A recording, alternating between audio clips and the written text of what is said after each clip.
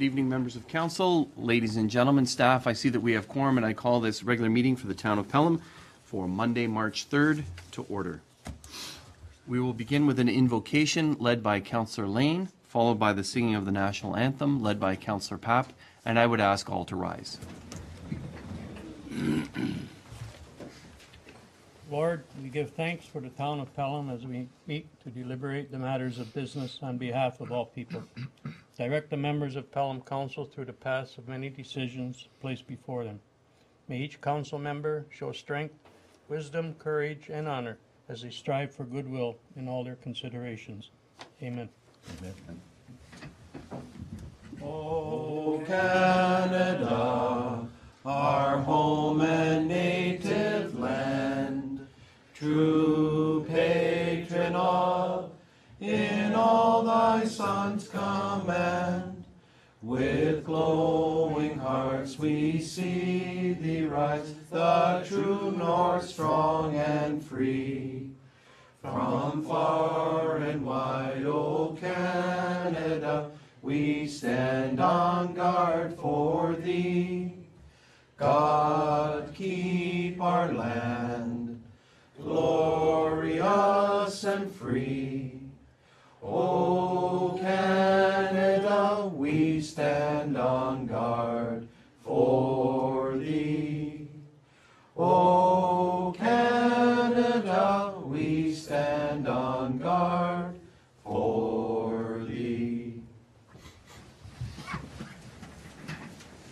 Thank you, councillors. Thank you all. It has been moved by Councillor Lane, seconded by Councillor Kersey, that the agenda for the March 3rd, 2014 regular meeting of council be adopted. Are there any amendments or changes to the agenda? Councillor Ribbiak? Thank you, Mr. Mayor. I'd like to add an item in 9, business arising from council minutes, with regard to an item coming out of 8.4, a council meeting held on February 19th. Regarding library services at Maple Acres. And do you need any further disclosure on the item? The item is okay. Is there a seconder for that, for adding that item? Councillor Lane? Call the question. All those in favor? Any opposed? That motion's carried. Thank you. Any other amendments?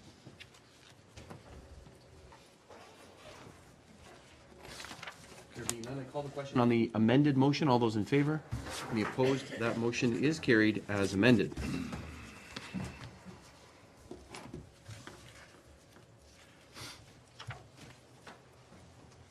Thank you. The next item is disclosure of pecuniary interest and the general nature thereof. That is any conflicts of interest. Do any members have any conflicts that they need to declare on any of the items on the agenda? Nobody is signaling. Can you please note that there were no conflicts of interest noted? Thank you. The next item is presentations and/or delegations. We'll begin with a presentation from representatives of the Pelham Fire Service Rebranding Committee, and Mr. Ben Gutenberg is here along with Joe Kita. Thank you very much for joining us, gentlemen. Thank you, Mr. Mayor. And for your work on this. Just a moment's indulgence, if you don't mind, while I get this set up. Thank you. There we go. Well, valued guests, citizens of the town of Pelham Council, Mr. Mayor, I want to thank you very much for allowing us the opportunity to present to you today the new Pelham Fire Services rebranding that we've undertaken recently. Just a little bit of an overview. This is the process that I'm going to be discussing tonight. It should only take about 5 minutes of your time. And then, of course, at the very end, we'll have an opportunity to have question and answers if required. Thank you. To start off, unfortunately, one of our members tonight, Mr. Jeremy DeRue, a firefighter from Station 2, is not present today. He's unfortunately under the weather. He passes on his best wishes and regards. As you know, today I have Mr. Joe Kita here from Station 3 and myself, Ben Gutenberg, from Station 1. At this time, I'd also like to thank the town staff listed below, Chief Limburner, Carrie Pupo, Mara Bray, and Anna McKnight for their input and assistance with this process. Without them, this process would not be at this point today. A little bit of a background. Back in 2009, the three committee members that I spoke of recently decided to get together, and under the guidance of the fire chief at the time, decided it was time to have some personality, have some individuality, and add it to the fire service. We were utilizing generic logos, generic templates, shall we say, and we really wanted to highlight Pelham. So throughout the 2-year period, we designed a new town crest for the fire service, and at the opening of Station 2 in June of 2011, we unveiled the crest that I show before you, and what Joe, myself, and the fire chief proudly wear today. In 2013, the town of Pelham rebranded, and unfortunately, the crest no longer matches the town's new branding scheme. Unfortunately, with the design that we wear currently, the town doesn't officially own the copyright for this crest. We're unable to order any more supplies or designs or patches, period, from the supplier. We have a lot of inconsistency. We still have fire apparatus that aren't branded the same. Their decals, their labels, their lettering are very, very inconsistent. And to go with the town rebranding, we wanted to create a new crest and logo in order to incorporate everyone together in another form of unity. So what we ended up doing was we reconvened the 3 members of the committee, plus the members of town staff that I spoke of. We decided to review what we are currently wearing and what we wanted to keep. So our design elements, which we wanted to remain true to our beliefs. Through the town, we sought out a designer and an artist who could, with ease, customize. We tried making changes ourselves, and without the proper technology, it's pretty well a very futile event. And what we decided to do was maintain our priorities. So maintain with traditions common within the fire service. You'll see these come out in just a few moments as I go through this presentation. We wanted to stay true to the committee's preferred design elements, what we're wearing now. We wanted to incorporate the town's branding. First of all is the shape of the crest, the FDNY, or commonly known as the Fire Department of New York shape. We decided on this crest in order to honor the 343 fallen firefighters as a result of the events from 9/11. Remaining true to our beliefs when we redesigned this crest back in 2009. The Maltese cross. This is probably the most iconic and historic image a firefighter can wear. It goes back to the Crusades where the Knights of St. John's protected and shielded their fallen warriors. Fire was first used as a weapon back in that time, so the Maltese cross was their symbol that those knights wore, and it's remained iconic in the fire service since then. It signifies the courageous work of all firefighters. Axe and pickaxe, or pike pole. These are common tools of the fire trade. And of course, the iconic Canadian maple leaf, which keeps us true to our heritage and maintains our national pride.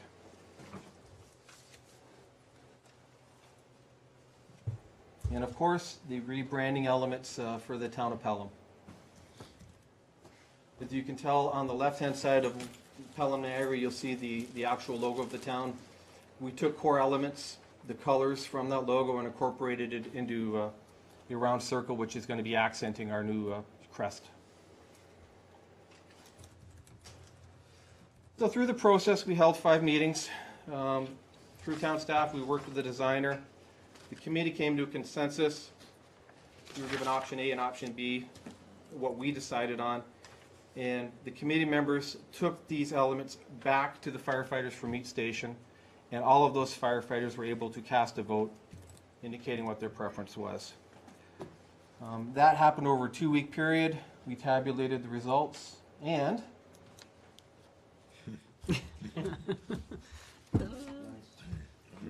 this is now the new logo of Pelham Fire Rescue. Wow. Very nice. Thank you, sir. All of the core elements that the committee decided upon remain valid in this logo. Thank you so much. It's wonderful. Thanks very much.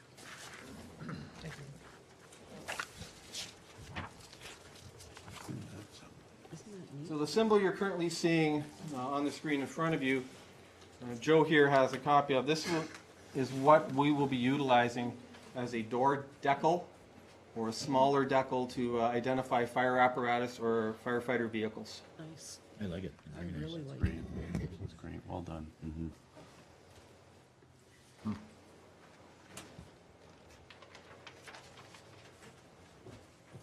Great.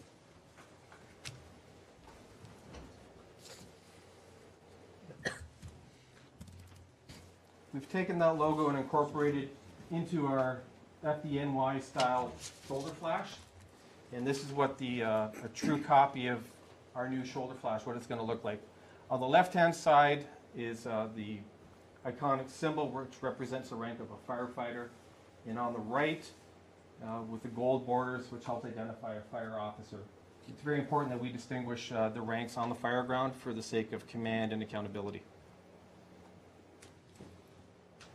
If you look very closely on the crest on the left, and can't say that the screens are going to actually help it out, you can see some shadowing inside the leaves of the Maltese cross. What we have there are some flames in the background and some honeycombing.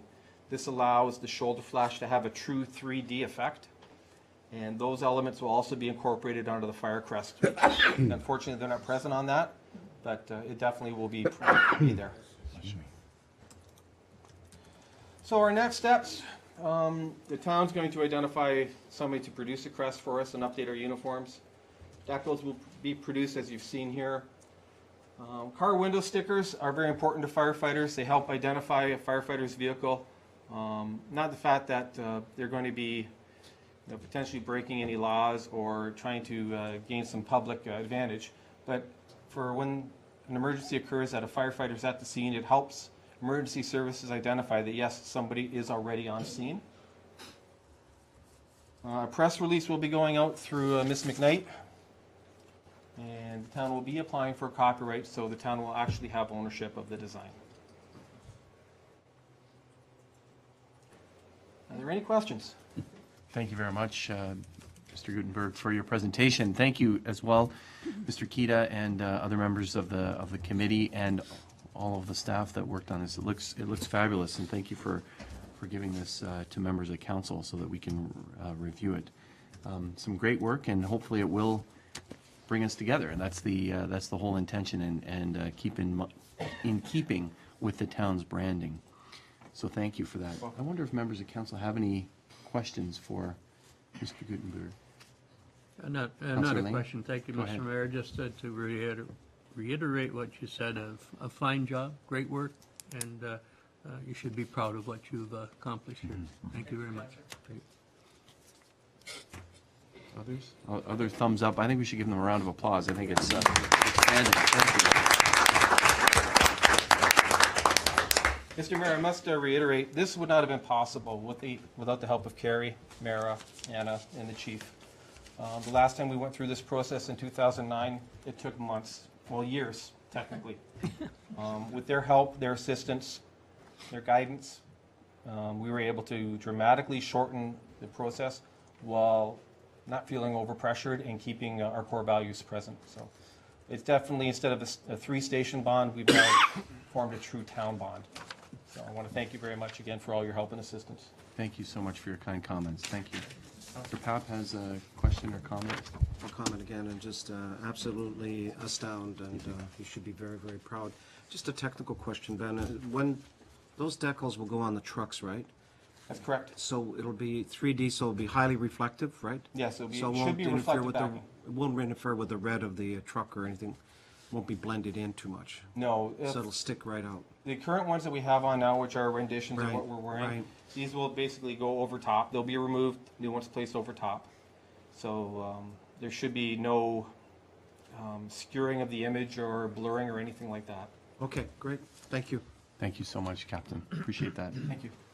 Thank you again. Appreciate your work. We do have a motion, actually. It's moved by Councillor Lane, seconded by Councillor Kersey, that the information submitted by the delegation representing the Pelham Fire Department Rebranding Committee be received. All those in favor? Any opposed? That motion is carried. Thanks again for their work.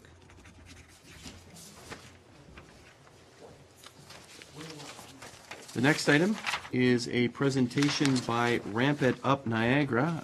I saw that Mr. Frederico is here, Kathy Bell is here, and I did this last time I saw you. Ben Trendle. Trendle. Thank you, Ben. Somewhere? Mr. Trendle. Before we start.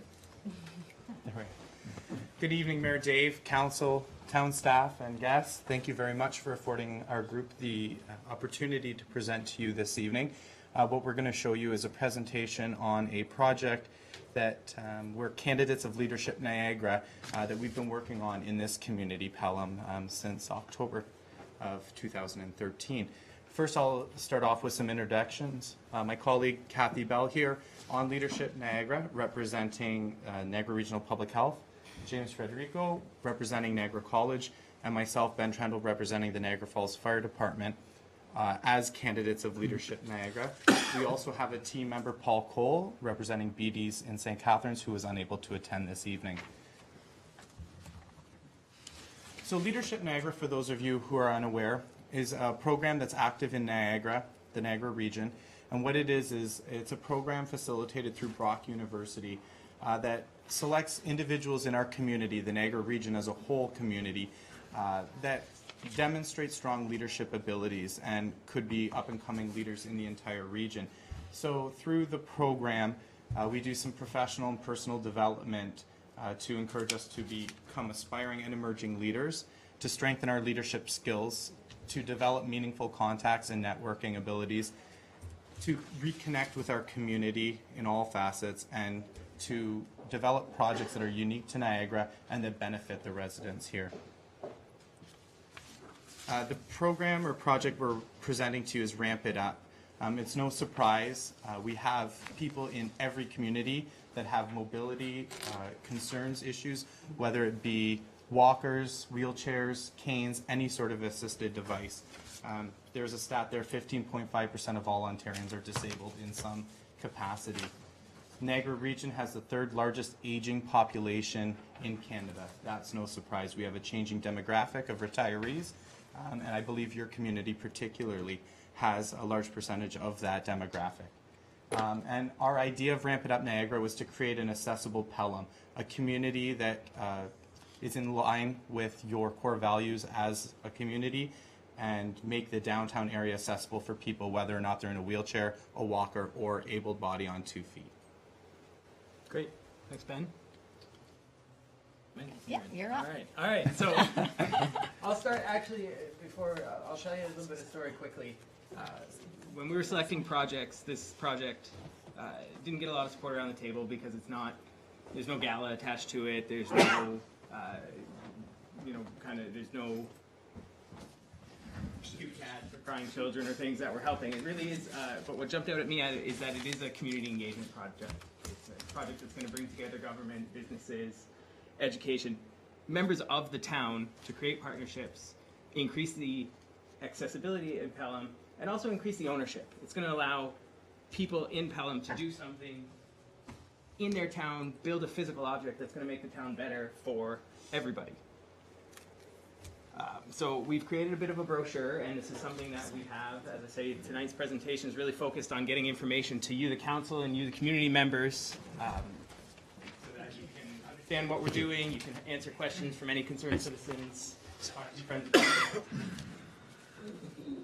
So we've handed out copies of the brochure. It really just addresses exactly what we've brought you so far, who we are, what our goal is, some of the issues, and what our solution is, which we're going to get to now. So what we did as a group is we approached businesses in the downtown area of Pelham to, first of all, identify if there was a need in this community. We weren't sure. We were informed by Welland Pelham Chamber of Commerce and the Niagara Region Community Development Department that there was a need, and but we just wanted to identify that ourselves. So we strolled down the town of Pelham and we took pictures to ensure that we had enough businesses that would be interested and that they would require or they would be in need of a portable ramp. So these are just images of different businesses in the area, and you can see how difficult it would be for somebody with a scooter or a wheelchair to go into the entrance of that building. And just before you, if you want to, well, this Connect hearing is the same kind of thing. You know, we're well down the road for AODA legislation, and it's certainly out there. I'm in physical plant at Niagara College, and so this is kind of the world I live in. But here we have Connect Hearing, who caters to people with, you know, with disabilities. Thank you. And here we have, I forget the name of the business, but they're basically a landscape design and engineering company. And these are two people that should get it, and they don't. And it really speaks to the need for this project to really get the conversation and move us ahead on accessibility. And I will say that when we did start this project, I didn't realize that accessibility was such an issue, and it's really awakened my eyes to see how important it is to ensure that our businesses are accessible to everybody in our community. Another picture, this is the lingerie store beside the Connect Hearing. So what we've done today is we have partnered with E.L. Crosley Secondary School. We've approached them to see if we could get their students to help us design and build these portable ramps for the businesses, and they are on board. They're willing to start the production within the next couple of weeks. We have secured 2 to 4 businesses already. 2 are confirmed, 2 are tentative. We have connected with Fonthill Lumber. They are interested in donating all the supplies to support the building and the design of the ramps. And of course, we've done some communication through an e-blast through the Pelham Chamber of Commerce to promote to businesses that we are going to be approaching them and that we are interested in providing a ramp, portable ramp to your business free of charge. And it will be a good community engagement partnership with E.L. Crosley, Fonthill Lumber, and the local businesses. So we're hoping to continue this momentum. When it's over, we want to grab some media attention and maybe do some publicity to promote the project. We're hoping the project will continue and expand across the Niagara region because we see value in it. I think it's important for individuals to be able to access businesses, and I think Pelham is just the beginning, and this is something really exciting that we could look forward to expanding in other municipalities. We did speak to accessible, I want to say it's the Niagara Region Accessibility Advisory Committee, and they were very excited about the Ramp It Up project as well, and there certainly is interest in expanding it to other municipalities like Pelham, or not Pelham, like Port Colborne and the town, definitely the city of Welland. There's a huge need there as well. So we're excited. We're going to finalize it with a work plan, have everything available because the Leadership Niagara program does end in June of this year. We're hoping to have at least 4 ramps completed and in place, and be able to have that the work plans and everything available to other individuals who are interested in expanding this project. And that's it. Okay, thank you very much for your presentation. I wonder if members of council have any questions for you at this time. Councillor Gurley. Thank you, Mr. Mayor. Through you to the group, thank you for the presentation. Connect Hearing does have a ramp. I know they do.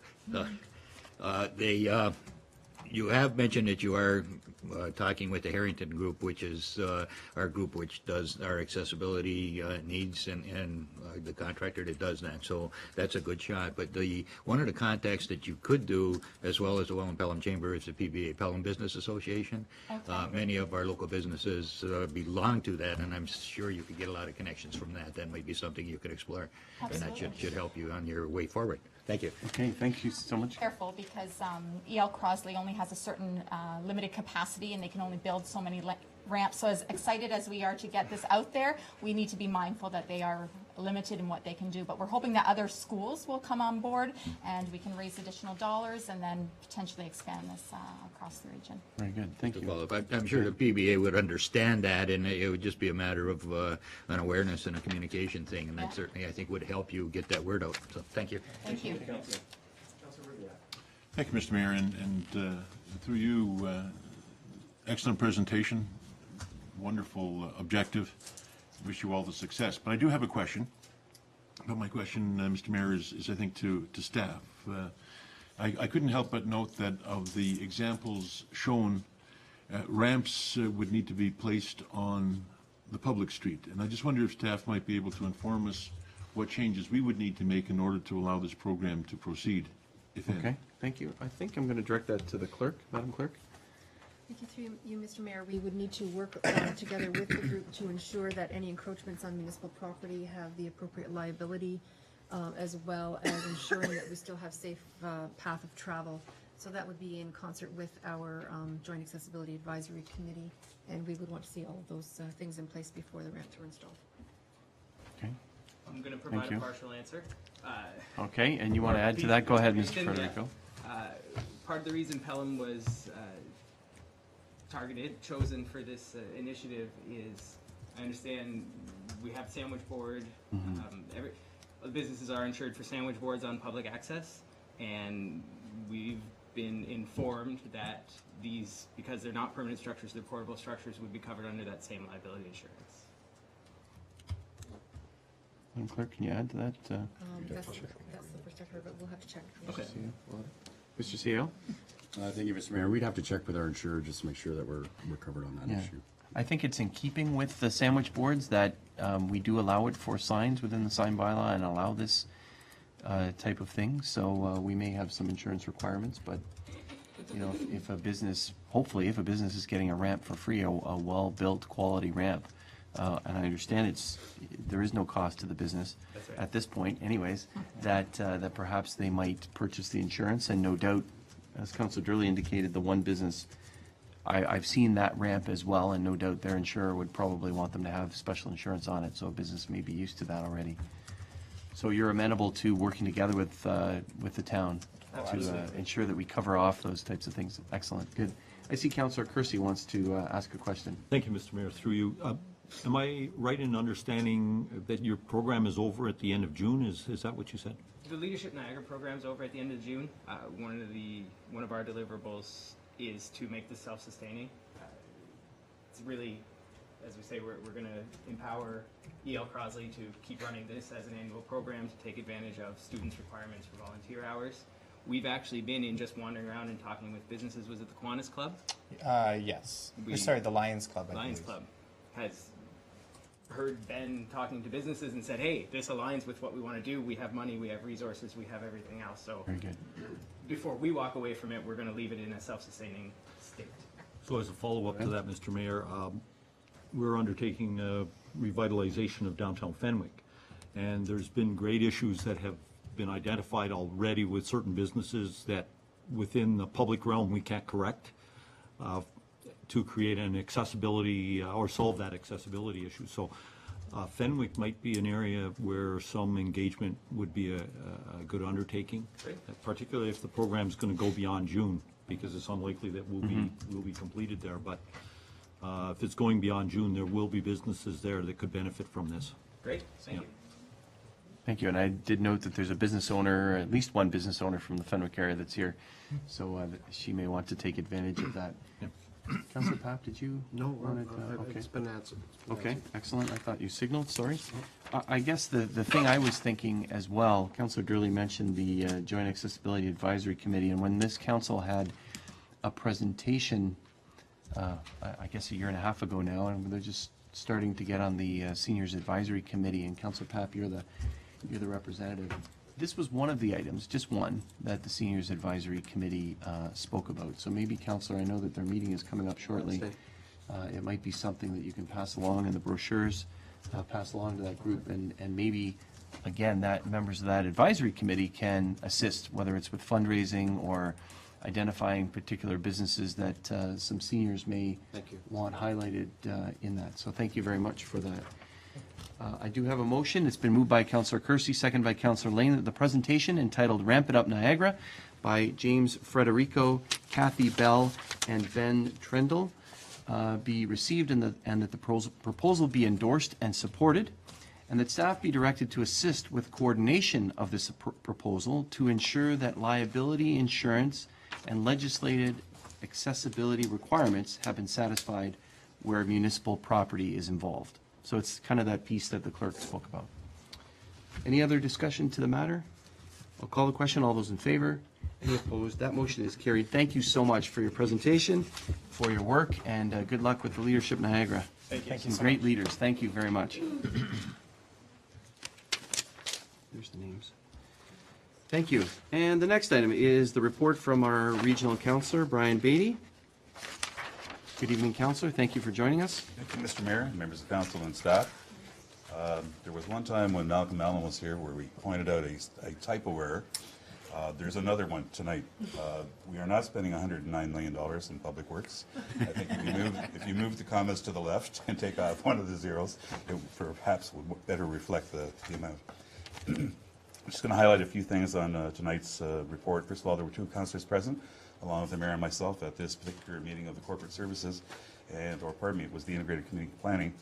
We did talk about tourism openings. That's been mentioned here before, and we still have on the agenda to take to Queen's Park some discussion about can we have a global announcement for Niagara in terms of tourism. I know that the South Coast people are looking at it as well. Right now it's a one-off situation, and it seems to the point where obviously this new outlet mall is going to be a very significant tourism attraction for Niagara when it opens in the spring, et cetera. So, but we still have that on the agenda for looking for a more global response. Some business members of our community, in fact, have asked for that. The second one is to note that while there is a lakefront enhancement policy, it's lakefront at this point in time involving 5 municipalities, but a second phase will be waterfront throughout Niagara in terms of the issue as well as like Lake Gibson, the Lake Moody, the other tributaries and so on. So there will be a time for Pelham and the other internal central communities in the second part of that particular program. For the Hamlet policy, I know that there was some interest in a couple of councillors there with regard to Ridgeville and what we've done there. Rather than taking it directly to government, we're folding it in with regard to the 2015 Greenbelt Review. It seems appropriate in that place. Our concern, quite honestly, is packaging it in with the rest of the Hamlet material. We felt that it may not receive proper attention at this point in time, but doing it through the 2015 review of the Greenbelt probably will be the obvious place for that to go. And I might add, personally, having spent 2 terms on the RNBC, the Bicycle Committee, I'm very pleased to see the new policy that the bicycle maps are now going to be funded through the region and provided free of charge to individuals in the community. I think that will increase. The Active Transportation Committee, I know, will be very happy about that because that map is seen, it's won international recognition for its quality, and it does an awful lot to promote cycling in terms of the region of Niagara. And the verbal update, just a very short one, is the fact that we spent about 2 hours talking about an issue with regard to the portion of the surplus taxation and found out at the tail end of the evening that the policy that currently is in place, we can't allocate within the items that are mentioned in the policy, but one of the items not mentioned is a direct return to the taxpayer. So we simply asked that 3.1, I believe it was, Mr. Mayor, $1 million be put on hold and not be expended until such time as that policy is reviewed, probably coming up June of this year. So that's my report, Mr. Mayor, unless there are any questions. Thank you very much, Councillor. You mentioned about the number on the way in, and I said I thought so. Then I just double-checked it online. It is $109 million, so huge, significant projects under Public Works that is there. One of those projects is the Burgoyne Bridge and all of that. So there's so many projects in there, water, wastewater, waste management, et cetera, and it's just the initiation of those projects. Thank you for doing that, because when I looked at it, I was saying that that's roughly 1/6 of the total budget in terms of stuff. But you're right, the Burgoyne Bridge in it and of itself would account for almost half of that. So. That's right. So, and then the other piece that's in that, if I might add, is the dog park. So that's been initiated and will be commencing construction, I guess, when and if the snow melts. And the final thing I just want to point out from the councillor's report is about the funding for bikeway facilities, as he spoke about in Queenston Road. And I know that Pelham has sought funding from the region for bike lanes. Maybe that's something that we can keep in mind on Port Robinson Road. We sought funding on Pelham Street, but as we continue to build bike lanes in this town, as long as they're on that master plan that you worked on, Councillor, we can get funding for that. So maybe that's something that the Treasurer can continue to look at. Something to add there as well. While I'm not on that committee at this point in time, they are overdue for a review of the bike master plan. And the policy is to fund the bike lanes on any municipal roads that are part of the network. And because of some changes in this municipality, the growth that we've seen in terms of the area up by Lookout, the changes in Hay Street and so on, we may want to, when that review happens, propose alternate routes for the town of Pelham that will in fact engage some roadways that aren't currently. As you know, Pelham Street is no longer a regional road, but it's a case where it obviously is a very significant north-south route. Thank you very much. So that's something we'll have to look at. Now, questions from councillors. Councillor Ribia. Thank you, Mr. Mayor. I'd like to address a question with respect to hamlet policies and the discussion that took place in integrated community planning a week or so ago. As Councillor Beatty pointed out, I was there as well, and I know that you were also.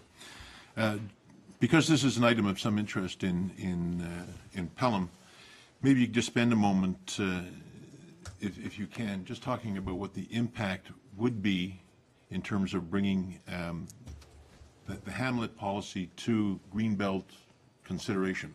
What would come out of that? As you're aware, in a Greenbelt policy, you basically have, you're frozen in terms of your urban boundaries, you're frozen in terms of development. And the flexibility, I think that's being sought by homeowners in that area, property owners in that area, is to allow some flexibility. It has become a small hub in terms of retail center, core, et cetera. And I would see it as probably a development potential in terms of the lands that are available in the village, in the hamlet.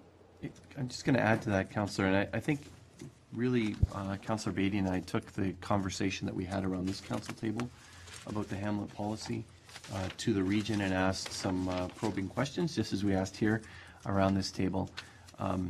In essence, our official plan has to comply with the Greenbelt. That's what Ms. Smythe had told us when we discussed it. We had wondered, I had wondered in my questioning, well, what if we defer a portion of these hamlet policies and exclude the Ridgeville area to fit the area that was in our old, I guess our current official plan, the one that's in force currently, but not the approved one. It was, as Councillor Beatty alluded to, it was suggested that the best approach would be not to necessarily do that, but instead move a resolution which was passed last Thursday to say when the province reviews the Greenbelt, we really want the province to review this section so that of Pelham, of Ridgeville, so that our official plan can still comply with the Greenbelt plan, but that there is a way to review it. And I think probably, Councillor Beatty, what we should do is if councillors are interested, we can bring that resolution here, and it's something that this council can consider for adoption as well, to add voice to that resolution. But that was the idea with it, with the Greenbelt plan coming up for possible amendment next year. It was felt that that was the best approach to take. That would allow us to continue with work on the official plan and hopefully get that approved at the Ontario Municipal Board. It would allow the hamlet policies to proceed, but more importantly, would also give a signal to the province that this is something that we wanted, the region wanted to address. So I hope that helps, Councillor. It does, and I think, Mr. Mayor, what it would do is it would allow people with an interest in doing so in that affected area to have some ability to have changes to their property through rezoning or whatever. It wouldn't be a foregone conclusion that it's dead stop. It would become a matter for us as council to determine. It wouldn't be predeterminedly stopped. So I thought it was a very positive discussion, and I was pleased to see it. Thank you very much. You remember some of the questions that I asked were about size of lots with regard to public health and servicing? Yep. Because of the need for septic tanks for the properties. I might mention, Mr. Mayor, it's a bit of a segue on the 2015 review for the Greenbelt. Along with that, there's a 2015 review for the Niagara Escarpment Commission. And it's my intent, we've had one session so far at the Niagara Escarpment with regard to looking at them. It was Bruce Peninsula was first done, showing the maps the way they were first done, what new science and technology is showing what they should be, and there are some areas for enhancement of the escarpment areas. The advantage here is that if you get into the escarpment protected, there are tax advantages to the property owner, which you don't have with the Greenbelt. And I'm hoping that the planners, that we can have a session, that town staff and yourselves could be invited to, because I think for most of us, it's not a linear line. We see these signs out there that says you're now entering the Niagara Escarpment, and sometimes it's on flat land, but it's a case where there are 4 different zones of protection, and I think it would be informative for the councillors that would have an interest to attend that session to try and exactly see what the boundaries are. I myself was quite surprised that not all of Marlene Stewart Street Park was included, just the northern boundary, etc. So I think that would be important, and maybe even for the council to look at the possibility of redefining some of the areas in terms of the areas that we think should be protected in perpetuity. Good. Thank you very much, Councillor, for that. Any other questions from members of council on Councillor Beatty's report? Thank you very much, Okay, Councillor. thank you So very it has been moved by Councillor Kersey, second by Councillor Lane, that the February 27th, 2014 regional report submitted by Regional Councillor Beatty be received for information. All those in favor? Any opposed? That motion is carried. Thanks again, Councillor. We'll see you at the region this week as we work our way through the next cycle of committees. Thank you. Thank you. The next item is adoption of minutes. It has been moved by Councillor Papp, second by Councillor Kersey, that the following minutes be adopted as printed, circulated, and read. The minutes of the special meeting of Council of February 5th, 2014, the minutes of the regular meeting of Council of February 18th, 2014, and the minutes of the special meeting of Council of February 19th, 2014. Are there any errors or omissions with those minutes? There being none, I call the question. All those in favor? Any opposed? That motion is carried. The next item is the business arising from the council minutes. I'm sorry. Councillor Ribbiak. Thank you, Mr. Mayor. Along with our colleagues on council, we attended the meeting on February 19th, the creative problem-solving session with regard to Maple Acres. I think we can all agree it was what do they call it, a frank exchange of views and a very interesting, though at times difficult meeting.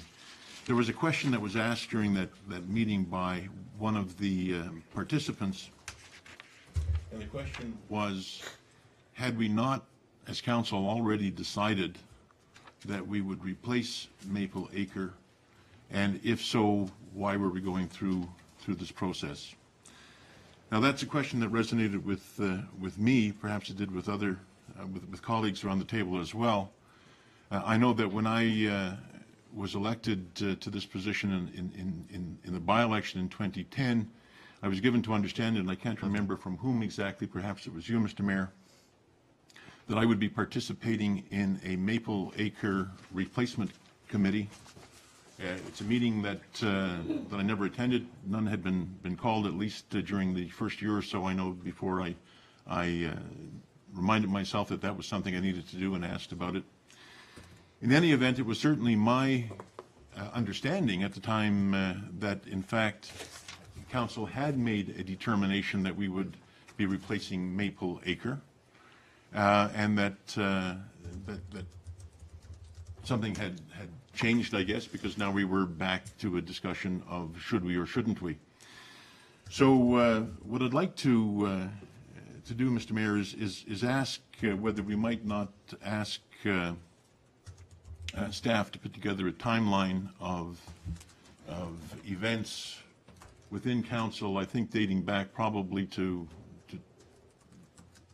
2009, to 2008, perhaps council meetings that I was not a part of, to take a look at what decisions have already been made with regard to Maple Acre and whether, in fact, decisions that we are now struggling with hadn't already been made part of the record in the past. I know that there must have been some sort of decision-making because there was a report created by, I think it was Seligman, who was asked to do one.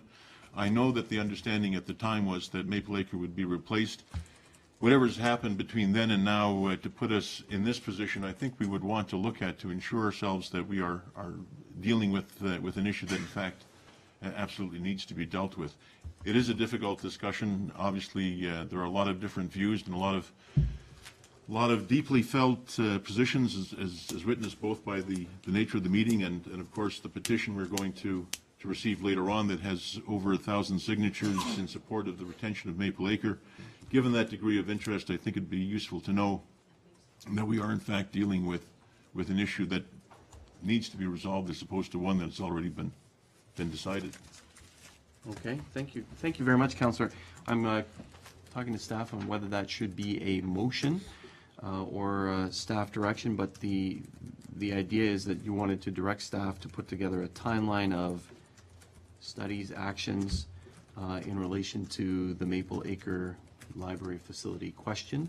Yes. And you mentioned some dates, 2008, 2009. I would imagine it would go that far back. I wasn't part of that discussion at that time, of course.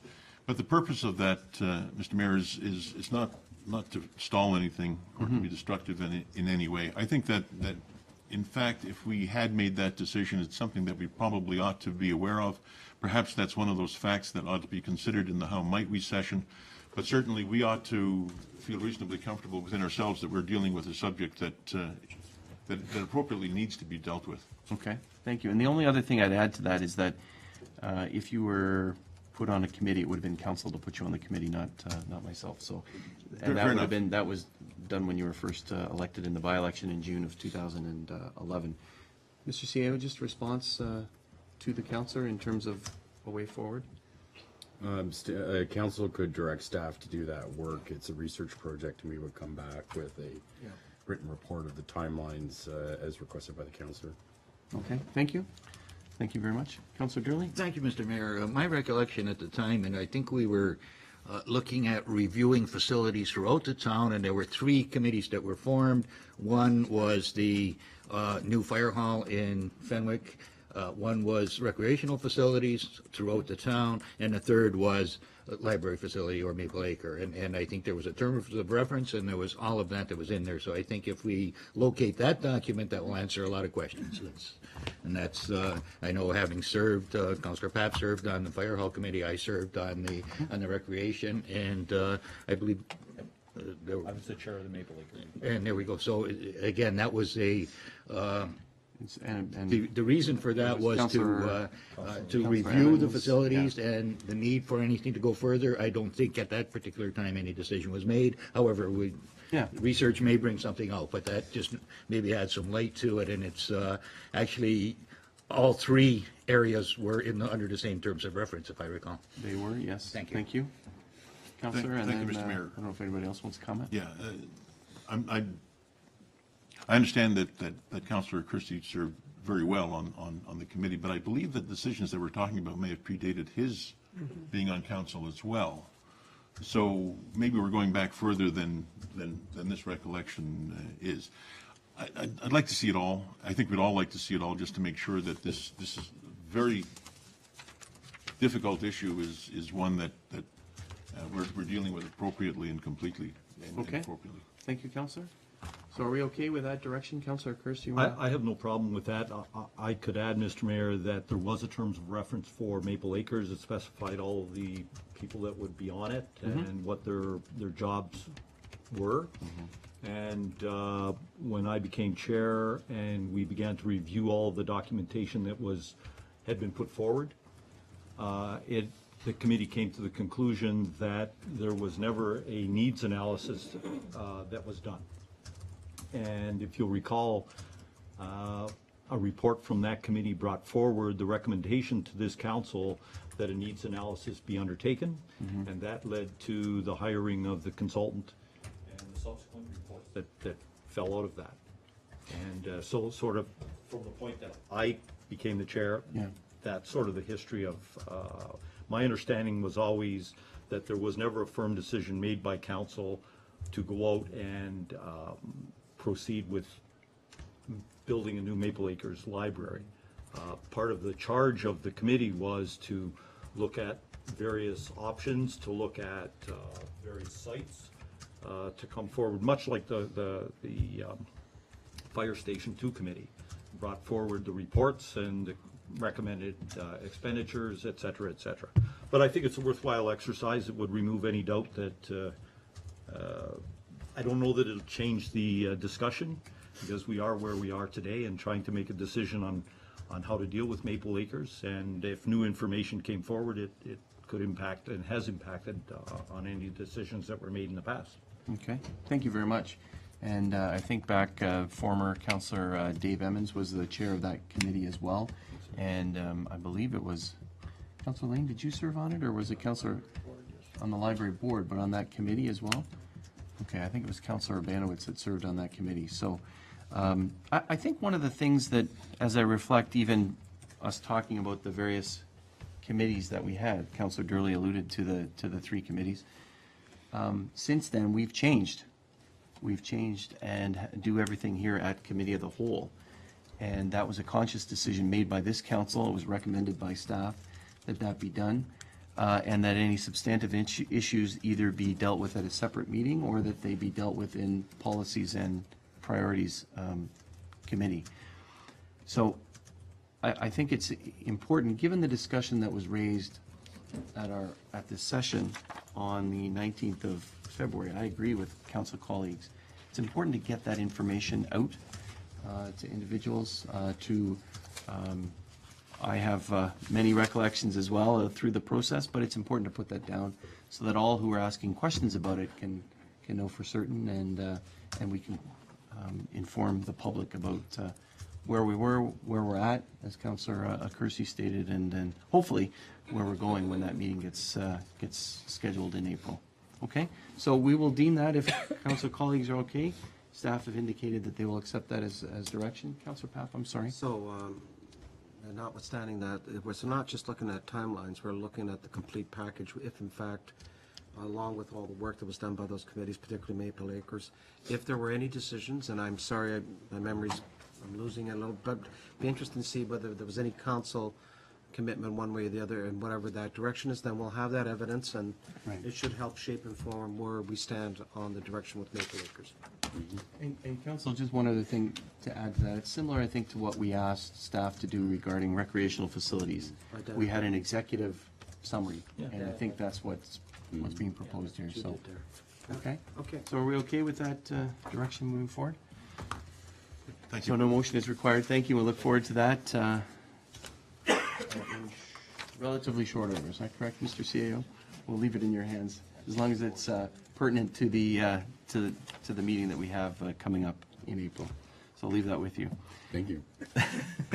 The next item, you're welcome. The next item is the consent agenda items. Are there any items that members of council would like to lift from the consent agenda, which are those items that are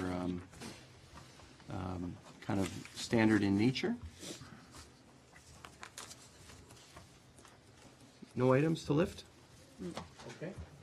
Thank you. It has been moved by Councillor Papp, seconded by Councillor Kersey, that the following consent agenda items be received and the recommendations contained therein be approved as applicable. 1, recommendations of the Policy and Priorities Committee of February 18th, 2014. The minutes of that particular meeting. Number 3, staff reports of a routine nature for information or action. The first is the Pelham Supper Market Correspondence update, in which council directs staff to pursue the Thursday evening parking action plan as outlined in the report and proceed with the supper market. The second is a 2014 Summer Experience Program funding application, whereby council supports the application for funding from the Ministry of Tourism, Culture and Sport. The third is a request for exemption to site plan control for 10 Highway 20 East San Marcos Restaurant. They're putting a deck on, and instead of going through site plan control, that it would be approved. The fourth is a request for exemption from site plan control for Net Camping Resort, 2325 Regional Road 24, again, for a deck and construction associated with that.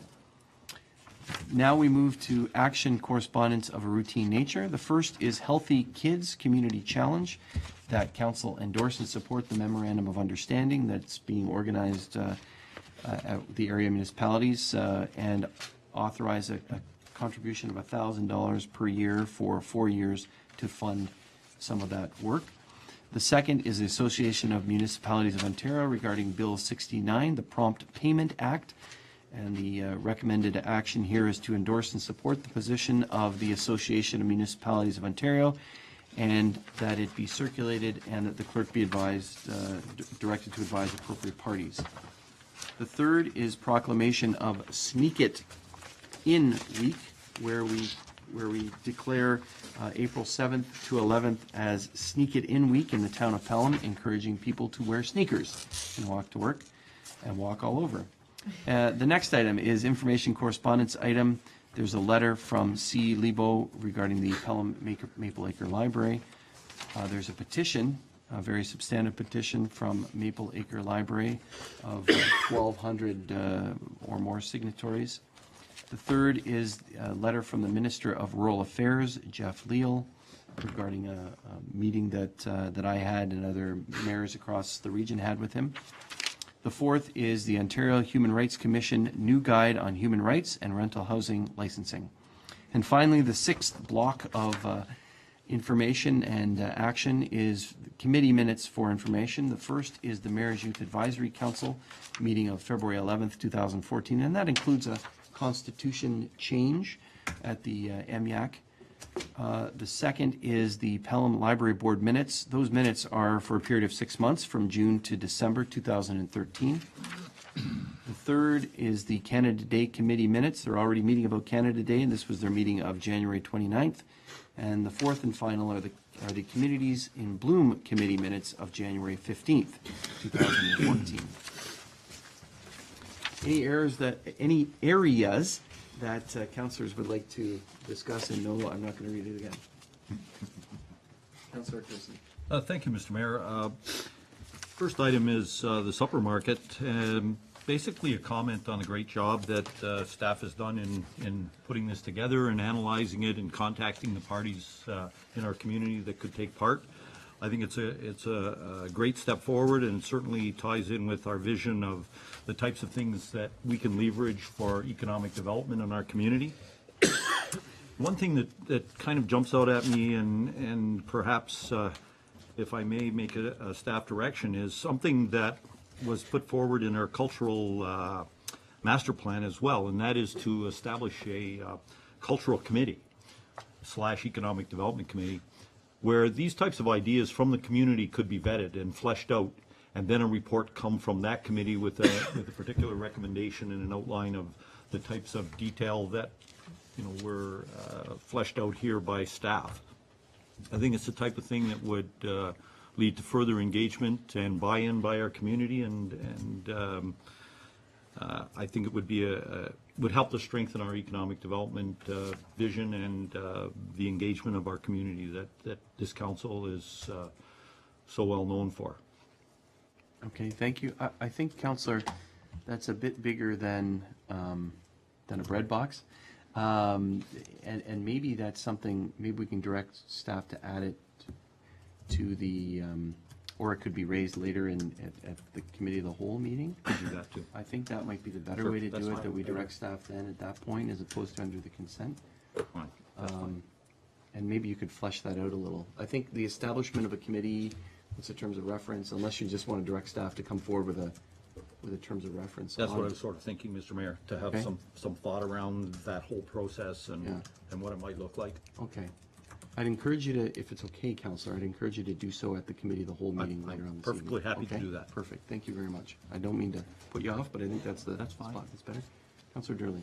Thank you, Mr. Mayor. I'm, Is it on the supper market? no, it's not. Okay, let me just see if there's others that want to Yes. comment on Sorry, the if supper there is, market. go No, ahead. no, that's okay. Counselor Powell. I'll be very quick. Again, great work through Mr. Mayor Vicky. I do think there is one request that I'm going to put pressure on, and it's again been brought to my attention about is this whole parking issue with the business people. For the love of God, let's get this settled and have a plan in place Yep. sometime in the next 30 days. And it's not an affront to you, but you know where I'm going with all of this, because it's very quickly coming to the concert series, the market. We're going to do another event, and I'm hearing both positive and negative stuff. But you and I, Mr. Mayor, we had that meeting. Let's just get her done. I'll get the plan in place, let everybody know, so they're all happy, and obviously we'll somehow or other ensure that it is well maintained, well controlled, and everybody will mutually benefit from these events. That's my only request. Thank you. Ms. Van Ravensway, do you want to comment on that, the parking plan and parking in relation to, which is already a wonderful thing on a Thursday night and a busy time? Can you just comment on that, please? Yes, through you, Mr. Mayor. Sometimes success is also a challenge, in which that's what we have. And it is my mission to solve this challenge. I'm looking for But it. I can only do it with cooperation from the community. Right. And I've already met with two of the parties, the farmers market, we're working on plans there, as well as the Banjal committee. And actually tomorrow, we're working with the business community tomorrow afternoon. What the So, group of them? yes. Good. And after that, we should be able to know what direction we're going in a little better. And you know, there's, I can't say it'll be perfect, but we will do our best, and hopefully it'll be better than last year. And we will continue on until we meet perfection, hopefully.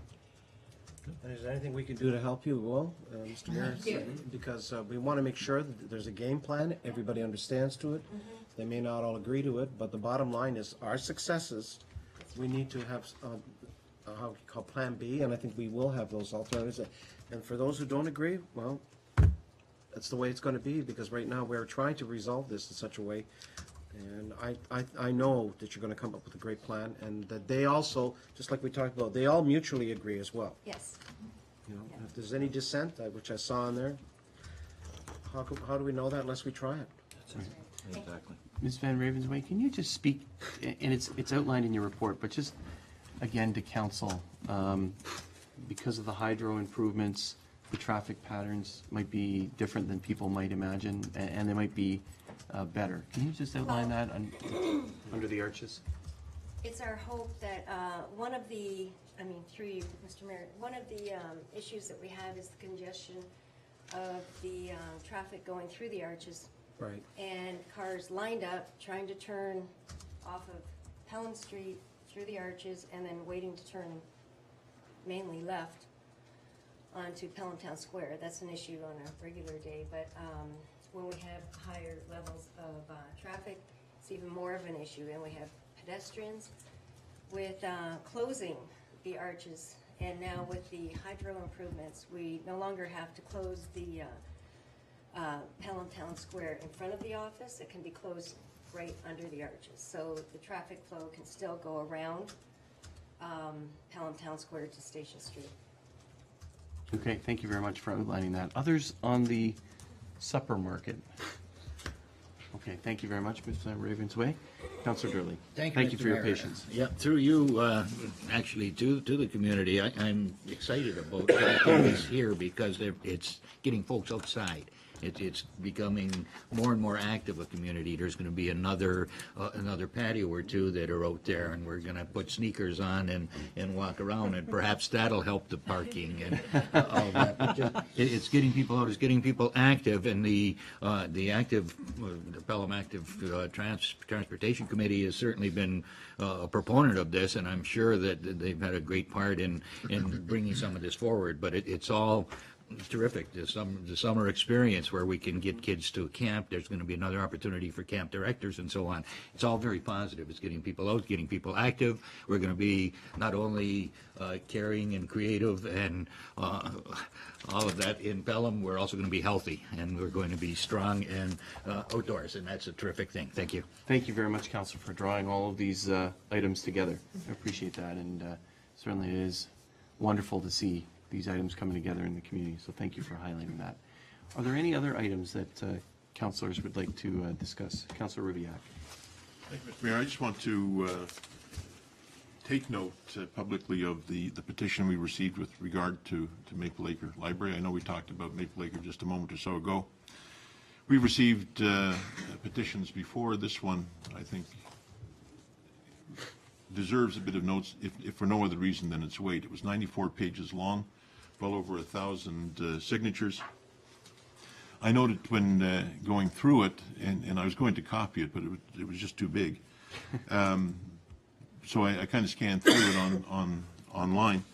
The signatures that are there are not just from Penrick, they're from across all of Pelham and beyond Pelham to some considerable distance.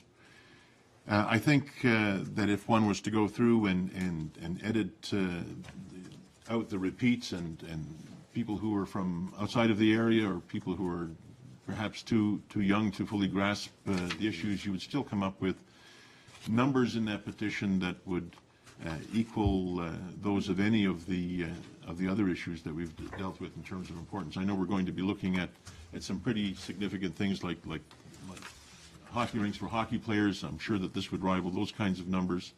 I know that the numbers in the petition with regard to the skate park were somewhat less than those in this petition.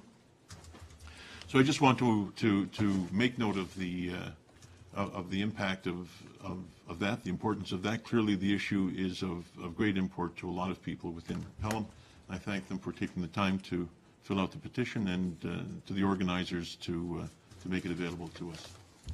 Thank you very much, Councillor, for your comments, and certainly noted.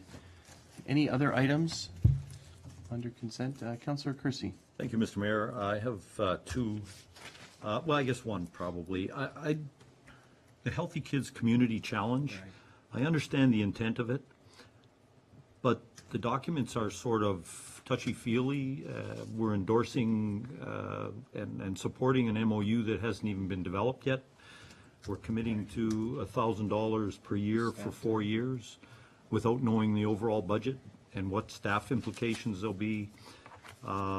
The general intent of the document, as I see it, is targeted at priority neighborhoods. I'm not sure that we have identified priority neighborhoods in our community and what benefits will flow back to our community for the monies that we're spending. So these are some of the questions that came to my mind. I don't know whether, Mr. Mayor, you could speak to that, as it's a regional initiative, that you might be able to answer some of my concerns. Thank you very much, Councillor. I think maybe Ms. Van Ravensway can answer them more appropriately. I know that she hosted the event that helped coordinate this and helped plan the MOU. Ms. Van Ravensway? Yes, this grant opportunity came the end, I would say mid-February it was announced. This is a huge funding opportunity. For the Niagara region, it could be 1.2 million, and it is to fund and try to address the climbing rates of obesity within the region of children. The main costs for the town would be based on our population, to pay for a program manager of the funds. This is over a 4-year period. We may not seem to be a community with the types of needs, financial needs, that may lead to obesity, although we do have obese children, and there's other reasons for it. As staff, other than the $1,000 commitment for the program, staff would be resources. We may have, to me, this is nothing but an opportunity for us. Our present staff, department-wise, very limited. We could have funding for equipment or for additional programs that could assist our children, after-school programs, healthy eating programs. It wouldn't just be in our department, it's also the boards of education. To me, this is an asset in our area. And the region, we did host the initial meeting. We had 50 representatives across the region. Municipalities, the boards of education, the health department, the BEC. Anyhow, we hosted that because there isn't much more than I could provide other than a facility to host it. And the region actually conducted the meeting, facilitated the meeting, and it was agreed that the only way that this could happen is if the region was going to be the one that was responsible for preparing the grant and facilitating it, because there's no other way it could be done. Thank you very much, Ms. Van Ravensway, for outlining the opportunity. Councillor? Thank you very much. That brings some clarity to the issue. Okay, thank you very much. The other item I just want to mention, I spoke about the, if there's nothing else from any other members of council, is the Mayor's Youth Advisory Council Constitution. The changes are very minimal. They're essentially replacing the words, with particular staff titles with just staff, town staff, and clarifying some numbers and things like that. But it was important that we, just like other committees, review that, and this new Mayor's Youth Advisory Council review the Constitution. Are there any other items? There being none, I'm going to call the question on the motion. All those in favor? Any opposed? That motion is carried. Thank you. We look forward to all of those activities as Councillor Durley outlined. Next item is my report. Councillor Papp. I sincerely apologize, Mr. Mayor. I cannot participate, or I am a member of the Big Brothers and Big Sisters of Niagara, so I shall leave when you talk Okay, about your when I report. get to It's that good one. news. It's good news. All right, thank you very much. So All right. it is time for my report. That is one small component of that report, Councillor. I wanted everybody to be clear Okay. that I'm a member of that. Thank you so much. Just a couple of items to outline.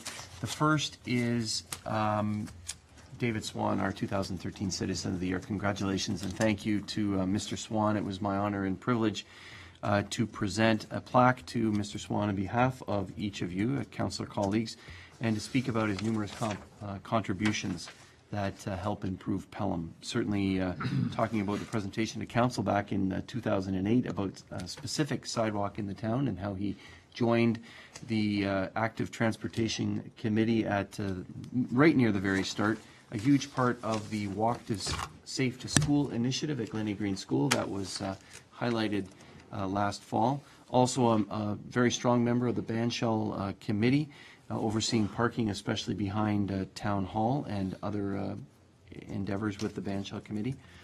Also part of creative problem-solving sessions to install crosswalks on Pelham Street that we've talked about and it's outlined later in some of the reports.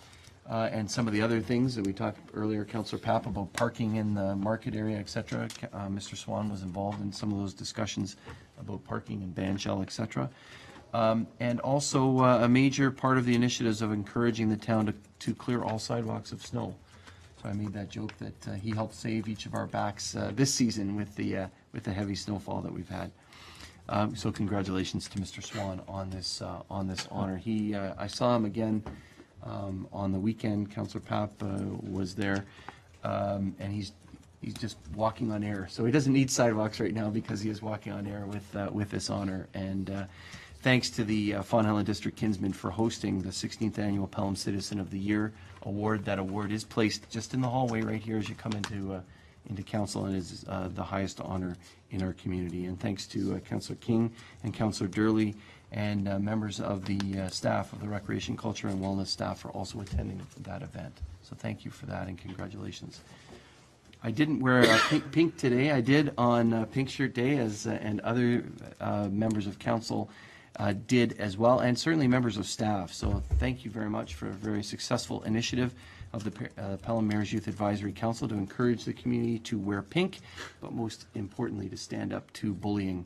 I was very pleased that so many of Pelham schools and businesses, some of them were highlighted in the media, took part in the Pink Shirt Day initiative, and that our town vehicles had pink on them, and as I mentioned, staff wearing pink. And of course the lights of the arches. So thank you very much all for participating in the Pink Shirt Day. It was a pleasure, and certainly I wanted to express congratulations this evening for attending Claggers Meat's 80th birthday. They had a little gathering this Saturday morning where they celebrated their 80th anniversary of business in our community. Congratulations to Claggers Meats. They are the longest serving business in Fonthill, I'm told. And it's certainly wonderful to celebrate their anniversary and see. They actually had a number of clippings there from their many years of operating in business. It was very wonderful to look at the clippings and the successes they've had over the years. The final thing, and I think Councillor Papp has a conflict of this because he serves on that board, and this is regarding the 6th Annual Mayor's Gala. So the Mayor's Gala is coming up on the 24th of May, not the long weekend, but the weekend after. And we are very fortunate to be able to offer support to 5 organizations and groups because of sponsorships and donations by a very, very generous community. If you could break these out, it would be essentially helping youth athletics, helping youth opportunities, and helping youth education. So what do I mean by that? The first is on the education side, Glen Green Public school has a library enhancement that they're working on and really ratcheting up their library to the next level and making it a dynamic place for members of the Glen Green community to participate in. The second is funding to the Fawn Hill Scouts Group, which provides opportunity, and that is for a camping trailer to assist with their activities. The third is to Big Brothers Big Sisters of South Niagara, and what they're doing is they're putting together a very comprehensive school program in Pelham to assist youth in our community that don't have that need a big brother and need a big sister, and it's that after-school program, so that's wonderful and much needed. Also, Pelham Minor Hockey Association to fund dasher boards and other equipment that will allow them to do things like for some of the younger hockey players to have a couple of practices at the same time as opposed to, and keep the pucks from crossing the ice as opposed to just having one team on the ice, so it'll allow them to better use the resources. And the final is Pelham Cares, and this is youth sponsorship subsidies, and it's something that we funded a number of years ago, Connecting Kids, which provides opportunities for youth of Pelham Cares families to participate in activities, whether it's ballet or hockey or soccer or whatever it is that they're interested in that their families may not be able to afford. Each recipient will receive up to $5,000 in funding, pending the generosity of the community. So I would encourage all to attend on the 24th of May and sponsor or donate to the event. So thank you very much. That is my report for this evening. And it has been moved by Councillor Ribbiak, seconded by Councillor Durley, that my report of March 3rd, 2014 be received for information. I'll call the question. All those in favor? Any opposed? That motion is carried. Thank you.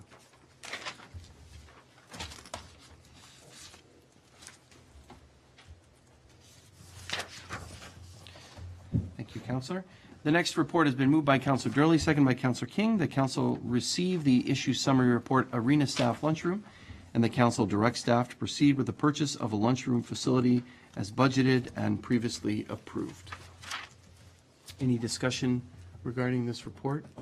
Certainly appreciate staff putting it together. It's one of those items like you raised earlier, Councillor, looking for clarity on the, because this has a long history. Councillor Kersey?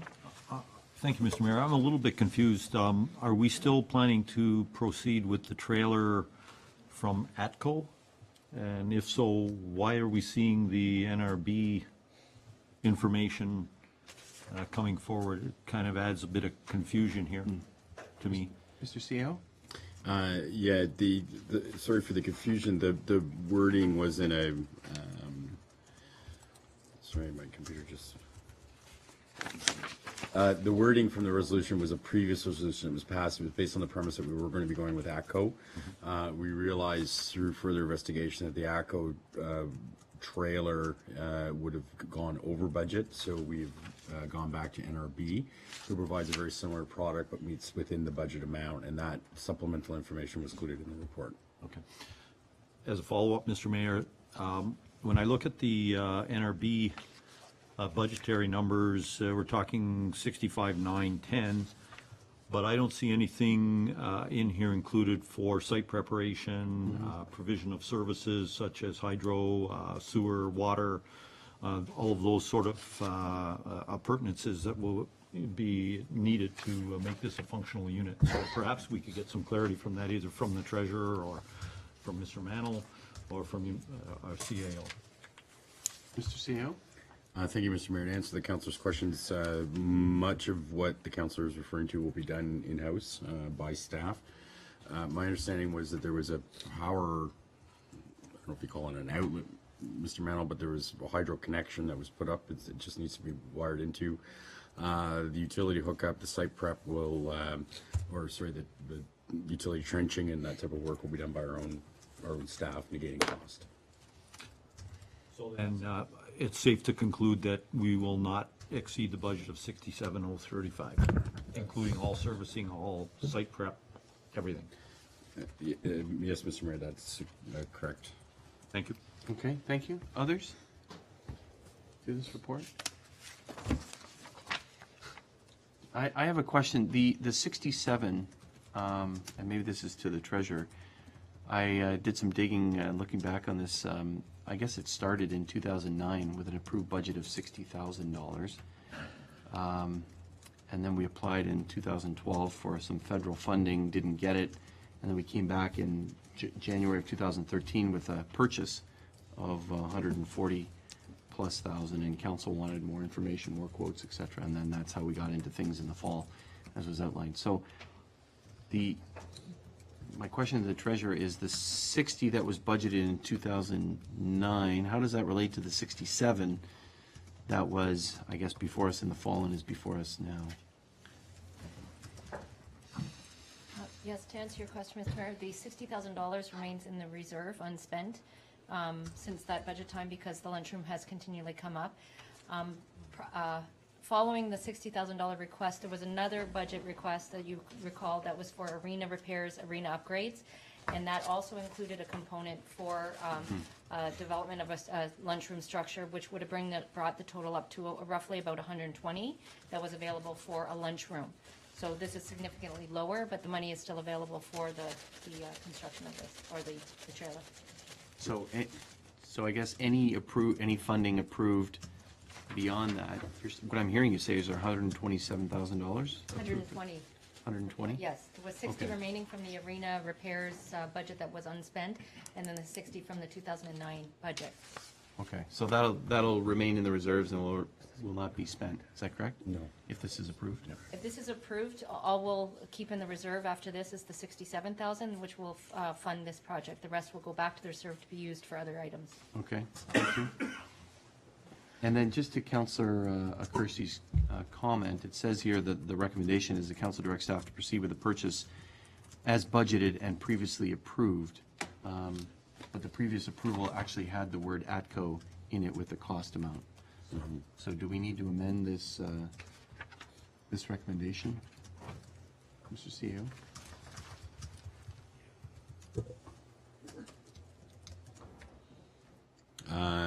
That's a good question, Mr. Mayor. I'm not sure that it would need an amendment. I might ask the clerk for her opinion on that. Through you, Mr. Mayor, I would suggest that because the wording was so specific in the initial one, you may wish to entertain an amendment so that we're not tied to that original. Okay.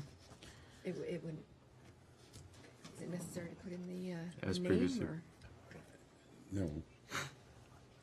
How about as budgeted and as outlined in report, whatever this is? You could also have a motion to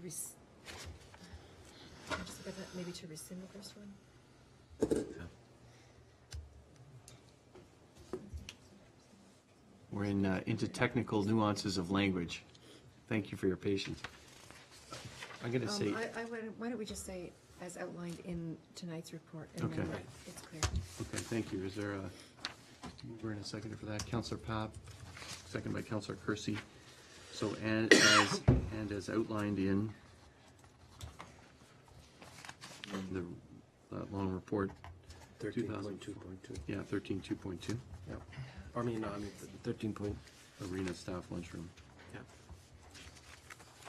Okay, anything to that amendment? Councillor Lane? Not to the amendment. Okay. Just, if this is approved, I just want to know what's the timing. Okay, let's get the amendment on the, vote on the amendment first. All those in favor? Any opposed? Motion carried. Councillor Lane, the Yeah, through you, question Mr. was Mayor, the just the timing. timing, Mr. CEO? Tomorrow, Mr. Mayor. We'll be proceeding immediately. As far as when delivery will come, I can't answer that at this point. Kim Holland is actually handling that end of the file. So, will it be before the end of the season? That's our expectation, yes. We'll be End of, issuing. I guess the arena season as opposed to, Yes. but the staff are there throughout the entire year. We actually have more staff during the non-ice season than during the ice season. Okay, thank you. Councillor Lane, anything further? No, I just see that the NRB one was 5 to 6 weeks, and I just wondered if this would be in that ballpark. Okay. Thank you. Anything further? Going to call the question. All those in favor? Any opposed? That motion is carried as amended. Thank you. ordered the trailer. It has been moved, the next item has been moved by Councillor Durley, seconded by Councillor King. The council received the strategic planning and economic development update, and that staff be directed to continue with the performance management program and continue to work with Paul Nafalk of Community Benchmarks to obtain and analyze economic data, reporting back to council with recommendations for next steps, and the council adopt the strategic plan challenge map. Any discussion regarding this particular item? I have a question to this, and it does, here's another example, Councillor Kersey, about economic development. This plan that's here, if somebody were to say, okay, you adopted a new strategic plan, where is it? It's not just this sheet of paper, is it?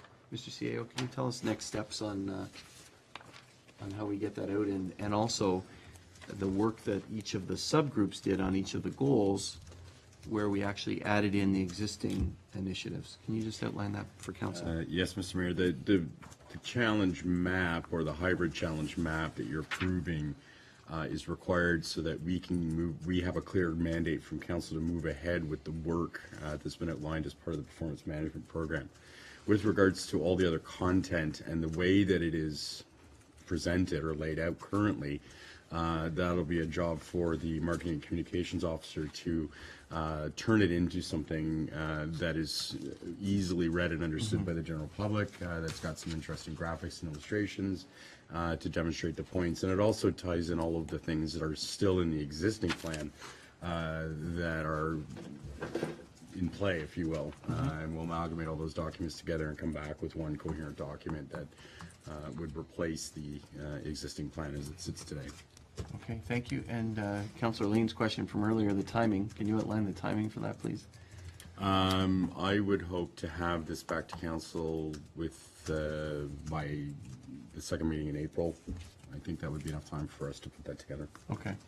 Thank you very much. We look forward to that and looking at that document. Anything further on this particular piece? Certainly a tremendous amount of work, and this lends itself not only to beginning some of the steps of economic development, with the data, which was a huge piece that was identified that particular day when Mr. Hume was speaking, but also moving ahead on the strategic plan, and finally on the performance management, as the CAO indicated. So this is an important move for the town. So I'm going to call the question on the motion. All those in favor? Any opposed? That motion is carried. Thanks to all who participated in that, and we'll have to see as we get that data, getting that group back together to kind of work our way up the challenge map and start working on economic development for our community, or additional economic development for our community. So thank you very much, Mr. CAO. The next item has been moved by Councillor King, seconded by Councillor Durley, that this report, Drinking Water Quality Management Standard Financial Plan for the Town of Pelham's drinking water supply system, be received, and the following resolution be adopted. That whereas council, having considered the financial plans for the Town of Pelham water distribution system, and whereas the financial plans include details of the proposed projected financial operations, projected financial position, and projected cash receipts and water payment for drinking water system, and financial impacts of the drinking water system have been considered, and whereas council is satisfied that the drinking water system is financially viable, now therefore be it resolved, the council of the Town of Pelham hereby endorses and approves the Pelham Water Distribution System Financial Plan as presented in this report, and that the financial plan shall be posted on the Town of Pelham website and be made available to the public, and further that a copy of the financial plan shall be submitted to the Ministry of Municipal Affairs and Housing. Any discussion regarding this particular item? Certainly comprehensive work. Thank you to staff for putting it together, both on the financing side and the actual operations side.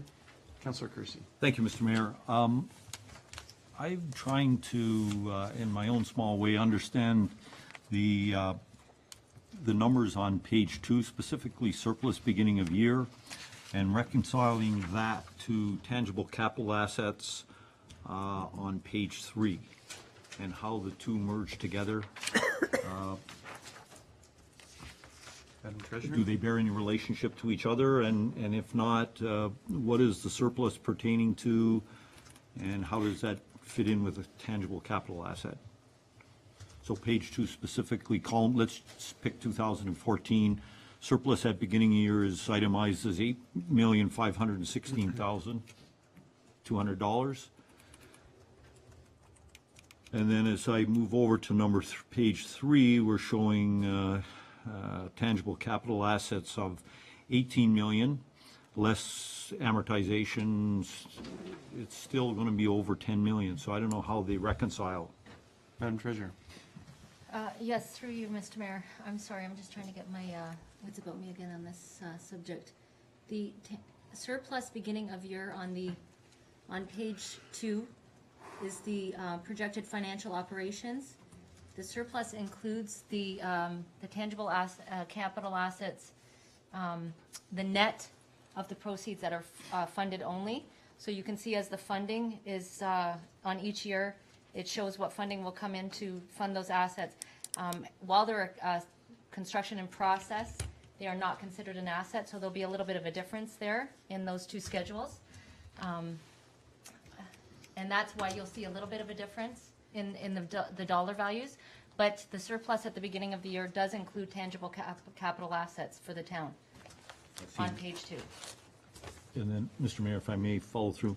So then on page 3, that's the tangible capital assets minus the amortization of 12 million is reflecting the monies that will be spent in 2014, and that's how we've got a This comes directly from our capital budget. Yes, okay. Yes, and also anything that's in the DC bylaw. So all of this was intertwined as we were doing the water budgets and the study for development charges and this mapping as well. All of those were intertwined to make sure that those numbers matched all of those areas. Okay, so one reflects the tangible capital assets at the beginning of the year, and the one on page 3 reflects the tangible capital assets at the end of the year. Yes. And that's all of, like, it includes all of them. Yeah, and okay, finance ones. that's fine, thank you.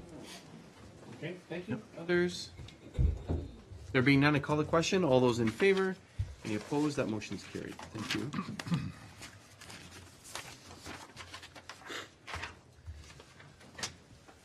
The next is presentation consideration of bylaws. It has been moved by Councillor Papp, seconded by Councillor Kersey, that the Council of the Town of Pelham, having given due consideration of the following bylaw, do now read a first, second, and third time and do pass the same in the mayor and clerk, be and are hereby authorized to sign and seal the bylaws. Bylaw 3477 being a bylaw to repeal, bylaw 1664 being a bylaw to provide a short-term disability benefit plan for employees of the Town of Pelham. Questions, comments? There being none, I call the question. All those in favor? Any opposed? That motion's carried, and that's in keeping with some of the work that we've been doing regarding policies. So thank you for that. And now we do have some in-camera items, but as we tend to do, we'll recess this and take up those in-camera items following committee. It's been moved by Councillor Kersey, second by Councillor Lane, that council recess the in-camera portion of the meeting and reconvene immediately following committee meeting scheduled for this evening. All those in favor? Any opposed? That motion is carried. We will take a brief break. Thank you.